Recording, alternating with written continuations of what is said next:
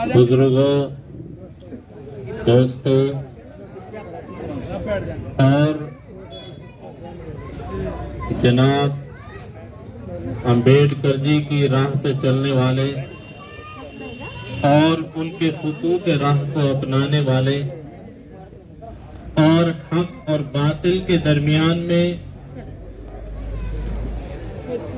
जनाब अंबेडकर के पैगामात को, उनके उसूल जिंदगी को सामने रखकर समाज की खिदमत करने वाले जितने भी हाजरीन यहाँ हैं, मैं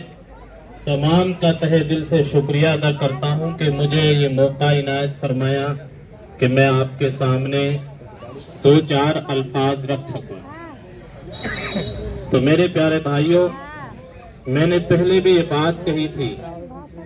कि हमें अपनी ताकत का अंदाजा नहीं है। वो ताकत जो आज से 70-75 साल पहले जिससे हमको जनाब अंबेडकर और उनकी टीम ने मुतारफ करवाया था, परिचित करवाया था, हम उस ताकत से बिल्कुल गाफिल हैं। अगर हम उन सिद्धांत और उन उसूलों को सामने रखते हुए आज जबकि हमारी तादाद इतनी है कि हम हिंदुस्तान की सियासत के अंदर एक तारीख रकम कर सकते हैं, एक इतिहास बना सकते हैं, उस जमाने में भी हम गाफिल और ऐसी मनुवाद सोच वालों के साथ लगे हुए हैं जो भाई को भाई से लड़वाते हैं, आपस में नफरत के बीज बोते हैं और एक दूसरे के मुखालिफ वो हमको करके खुद उस जगह पर विराजमान हो जाते हैं, फाइज हो जाते हैं जहां पर हमें होना चाहिए था, हमारे बहुजन को होना चाहिए था। मेरे प्यारे भाइयों, आज ये डेमोक्रेटिक मुल्क है, आज ये जमहूरियत है और जमहूरियत की ये नेमत उज़्मा और जमहूरियत का ये तोहफा जिस शख्सियत ने हमको दिया है,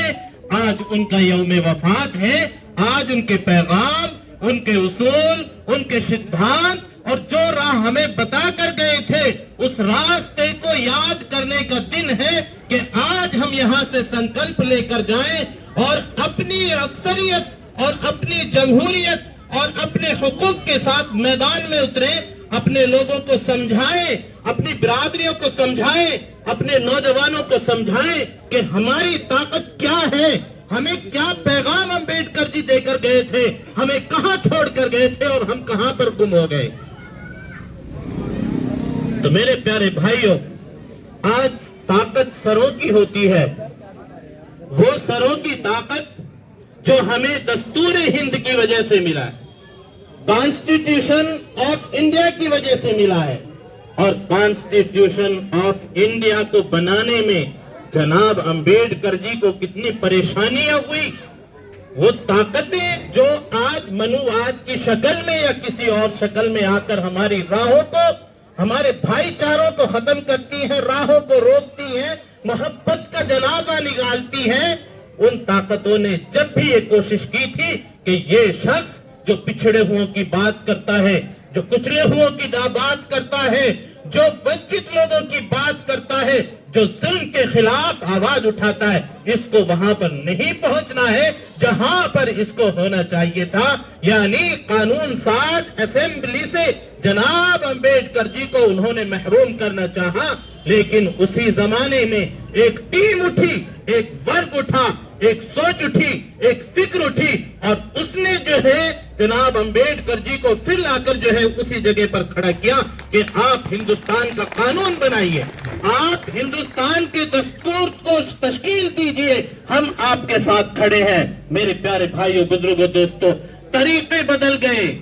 वक्त बदल गया, लेकिन सोच नहीं बदली। हथियार बदल गए सोच के हिसाब से, जमाने के एतबार से, लेकिन एक तबका ऐसा है, कुछ परसेंट, जो आज भी हमें आपस में लड़ते हुए, आपस में मुनाफरत के साथ,